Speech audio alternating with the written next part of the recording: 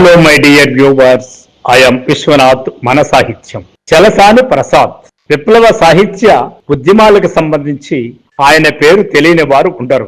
తెలుగు సాహిత్యములో ఒక విప్లవాత్మకమైన మార్పులు తెచ్చినటువంటి అన్ని ప్రక్రియలకు సంబంధించి విశ్లేషణాత్మకమైనటువంటి ప్రక్రియలు నడిపినటువంటి వాడు చలసాని ప్రసాద్.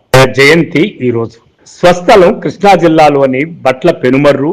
డిసెంబర్ 8న 1932లో కృష్ణానదీ తీరంలోని చెల్లపల్లి దగ్గరలో నాదెళ్లవారిపాలెంలో జన్మించారు. తన ప్రాంతాన్ని, కులాన్ని, వయసును కూడా అధిగమించి వేలాది మందికి స్నేహం పంచి వేలాది మంది ప్రేమను చూరగొన్నారు. ఒకవైపు తండ్రి చెల్లపల్లి జమీందారు దగ్గర పనిచేస్తుండినా 1930లలోనే కుటుంబంలోకి కమ్యూనిస్టు భావజాలం ప్రవేశించింది.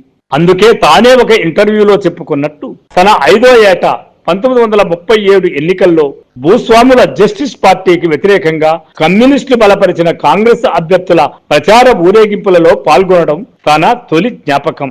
ఆ తర్వాత దశాబ్దం కృష్ణా తీరంలో మరిన్ని విప్లవ ప్రభంజనాలు వీచాయి. ఆయన కుటుంబమంతా కమ్యూనిస్టు పార్టీ కార్యకర్తలై జమీందారీ వ్యతిరేక పోరాటాల్లో, తెలంగాణ సాయుధ పోరాటంలో భాగమయ్యారు.